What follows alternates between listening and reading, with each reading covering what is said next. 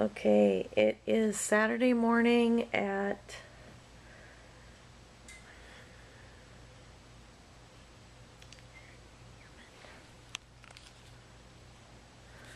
Saturday morning at 8:15 a.m. Just got a call, I think, from Jim Kahn, the second phone call. He called last night at about 7:30. I called at 8:05 p.m. last night, and he wasn't on duty anymore. So I'll call him back and find out what's going on.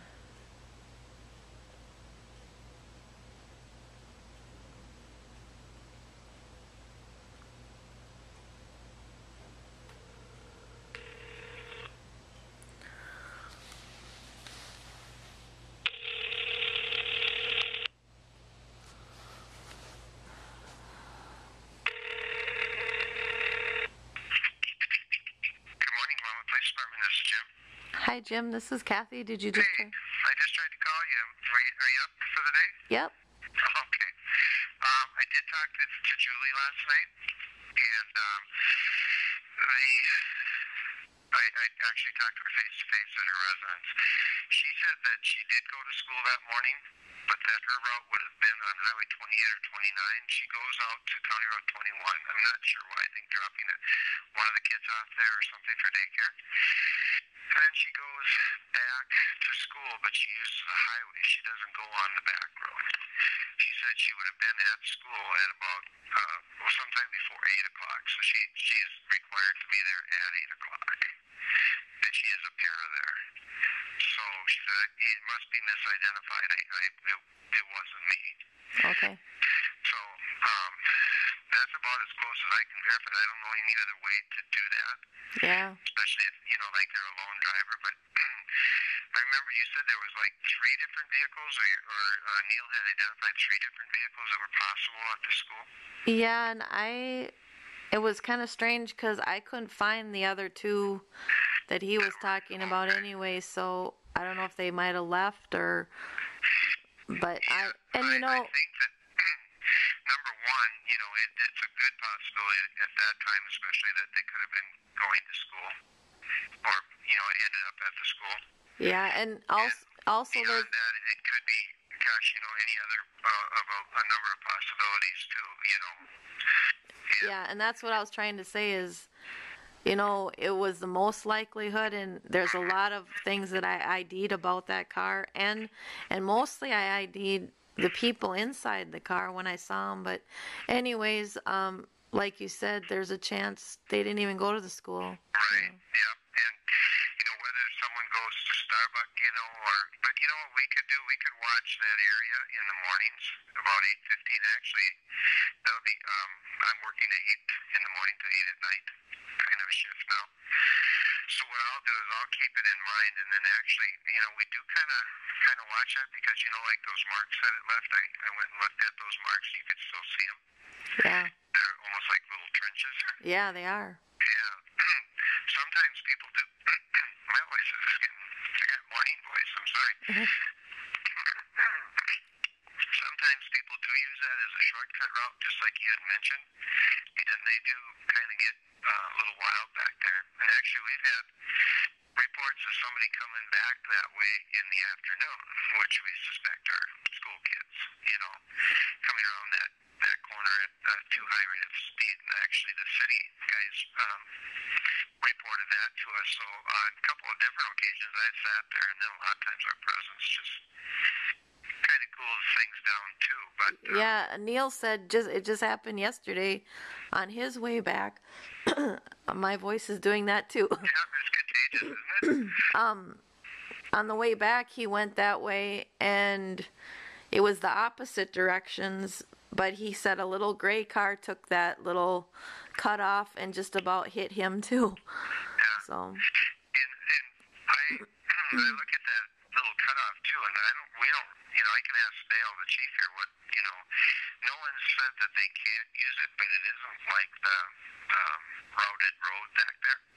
And I suspect that maybe the city actually put that in there to get at those dirt piles. Yeah, and that's when it started. It's probably not a good idea to use that little cutoff, and if they are going high rate of speed to make that corner around here, flatten that corner out, that, we really can't enforce it that they're on there, but certainly the conduct or the way they're driving around that corner, we can enforce. And actually, if they're going to keep both of those roads open, one should have the right of way then, because when one's on it and one's on the other road, who's going to be watching out for the other person, that would be something that I could make a note to the city administrator and say there's a concern that there's an uncontrolled intersection there.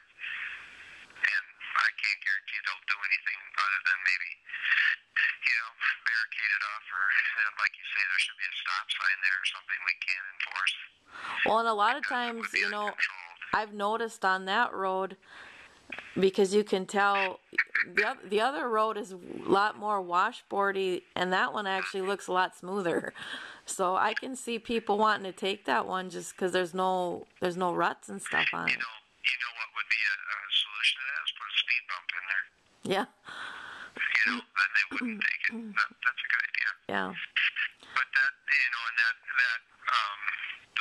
not the cutoff one, but the main road, that one catches a lot of people off guard, and if you use it, you got to remember it too, because it's I forget what they call it, but it's how like a race car track is banked up, and you ride the bank around. Yeah. That one's actually got a negative flow to it, so I mean it tends to wash people to the outside.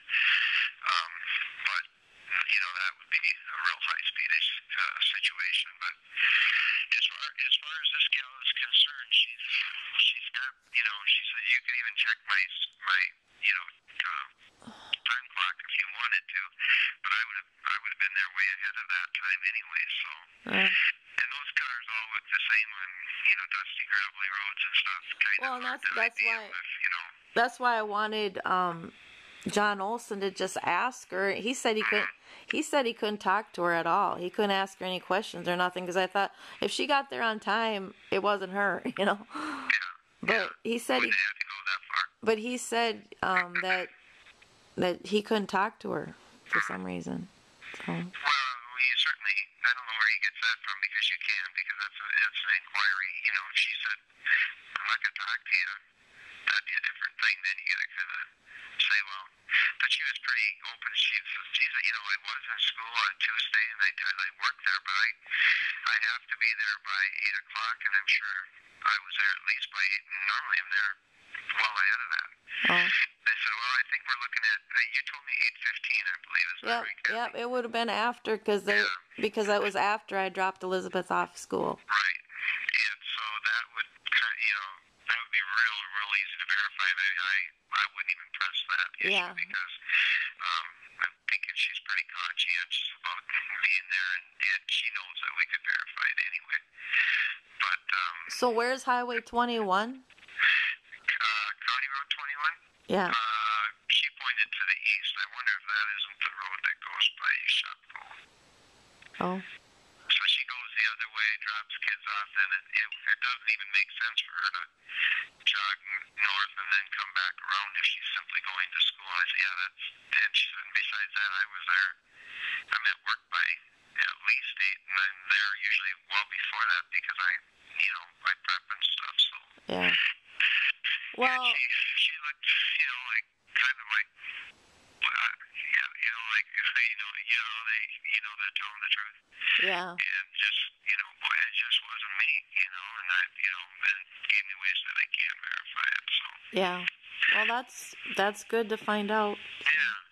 But like I say, Kathy, honestly, we do have that in mind, but a lot of times, we just find ourselves in, we have one officer on, and you can't always be in the right spot at the right time.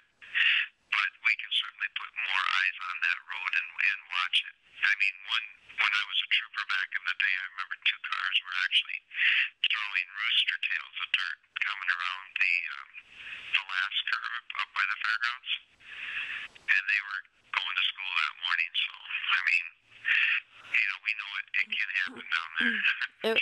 It was kind of strange though, because when I was waiting behind to see who it was, if I could identify the people that went to that car, she looked really shocked seeing my car right there. And she actually looked stunned, like, oh my gosh. And it was almost like she recognized my car, like, oh, brother. And I went, and that's... You were videotaping or something at that time? When I left, because I was actually right behind her going home, and so I was trying to see if she would go towards the fairgrounds. So that time I did videotape, but I was in my car doing it. Okay. Well, yeah, and she didn't go the fairgrounds way, right? No. I mean, that would be okay, because otherwise, if she had like daycare that way or something, yeah. But she just, I go County Road, like she's thinking, I go to County Road 21, and I just assume she was dropping one of her children off there. I always go to County Road 21, and then and she pointed to the east, because she lives on East Minnesota, like up the hill. Then I come back and I go through the stoplight, and I just, I go out on the highway. Oh. I never vary from that. That's the way I go. So did she mention anything about the filming? Well, she said that she noticed that you were filming her. And I said, well, I think that was in an effort to identify you, or, say this is the gal or not, but at this point in time, there's nothing, illegal about it, but that might have been what, that initial reaction might have been, or something on that order. Well, and that's what I'm saying. It was before I had my camera out when I first, because it was kind of shocking, because my daughter was a little bit upset that I was sitting there waiting, because she wanted to go home, and so I was kind of talking to her, and I didn't expect, I was thinking if she's a teacher, I might be sitting there till 4 or 4:30 to see them, and all of a sudden they're out there at 3:15, right after my daughter got picked up, and I was like, oh, I got to see who these people are, and I was not paying attention. So when they first saw me, I didn't have a camera out, and they were like shocked to see me there, and that was another reaction. I'm like, well, they know who I am right away, and so, or at least my car, and so I thought, well, they know. Their reaction, I mean, they were like, they rushed to get in their car, and they rushed to get out of there, and that was before I had my camera out. Okay. So I'm like, well, it's got to be them. But, but whatever. I think, I don't know how to pursue this any further other than to tell you that we can certainly watch for a car that goes through there with that same type of description as what you described as hers. Verify that people are driving safely back there, and I think at this point in time, I don't know if you want to try to find those other vehicles that were out there, or if you'd like us to, but it's kind of like we weren't there at the time, so we don't know who the people were that you might have seen, and so on and so forth. Right. So it really kind of seems to me like we need to just go back and try to watch the road itself and see if we can catch that type of driving behavior ourselves. Yeah, that would be good. Because otherwise, we really can't go anywhere with it, because we don't know what you saw in your mind, and try to correlate that other than let's catch them the next time, and let's see if we can, if this is an ongoing thing, or did they get, that's the other thing too, Kathy. A lot of people go on that road, and then all of a sudden they don't, really expect that road to make that 90 degree, is that 90 degree? Yeah, 90 degree turn, that hard turn, and they get in the washboards and stuff like that. And I think a lot of people that think that, I'll just take this road across because I know it comes out over on the other side and I can avoid downtown or whatever, don't realize that it's really a pretty crappy road. Yeah, it is. Even way over by the highway, or the county or city shop, it starts to washboard and stuff. I don't know, it just seems like, it seems to me that it's just such a bad base for that road and that's why they don't tar it. It would just break up, so. Oh.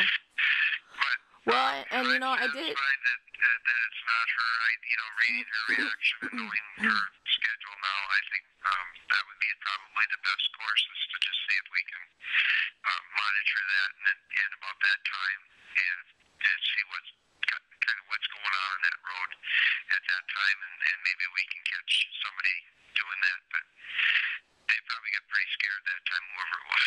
Yeah. You know, because they don't like to be out of control in their car either. Too. No, and it was rocking side to side, tipping back and forth.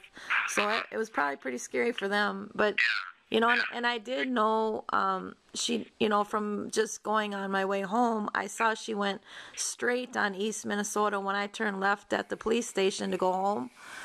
And so I thought maybe she lived out east somewhere. And I was trying to think, well, why would she take that side road if she has that straight stretch through town, you know, access? But then I thought, well, maybe she went to the post office or Sioux Line Bank before work, or, you know, who knows. But well, most people that I know that, you know the condition of that road don't think it's that great of a road, and probably, you know, would probably go back to the lights anyway, even if you had to make those kind of stops. But, you know, she, again, her time clock would verify that it wouldn't be her.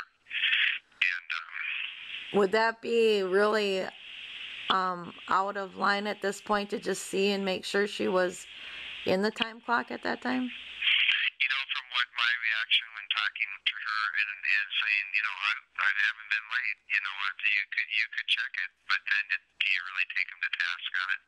I think that'd be a little bit more than what we would need to do on this one.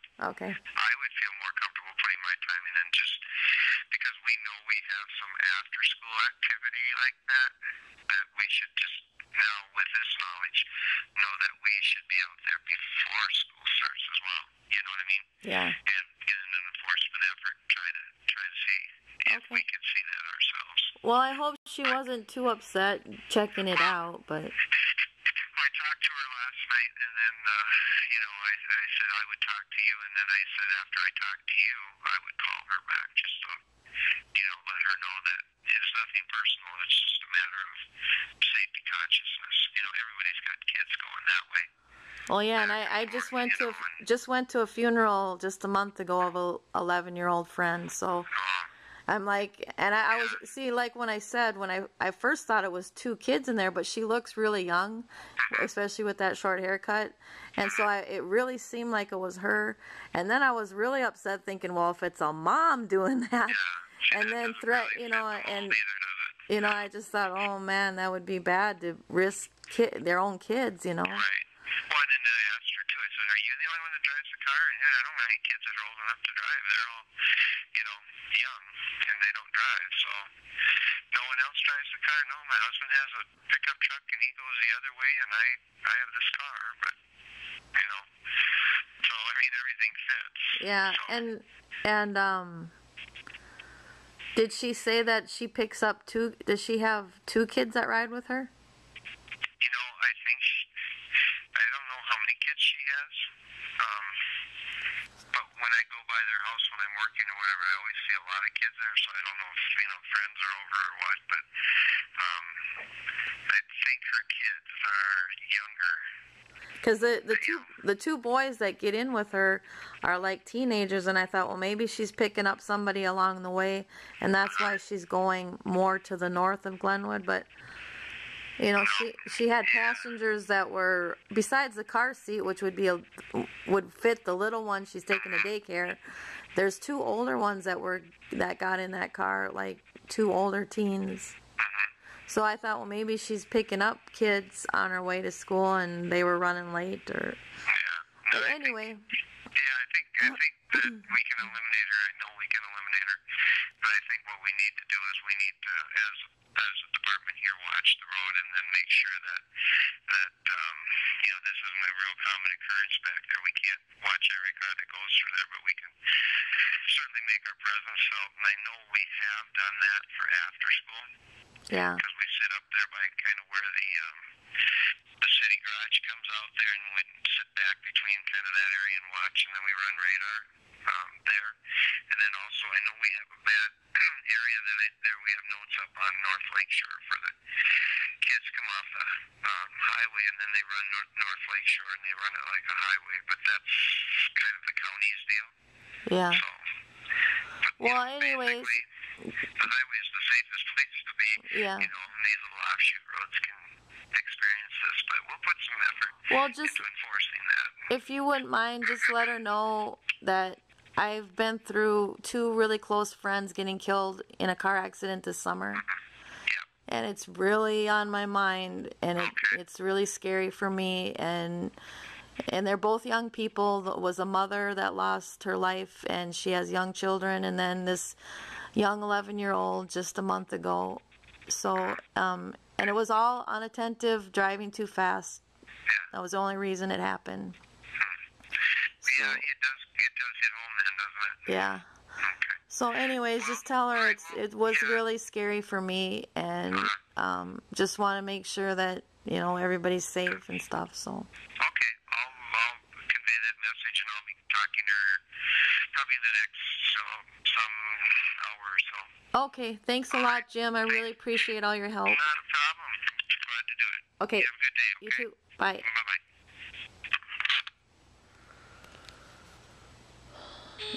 8:36 a.m. Saturday morning, December 1st today. December 1st, 2012. Yeah,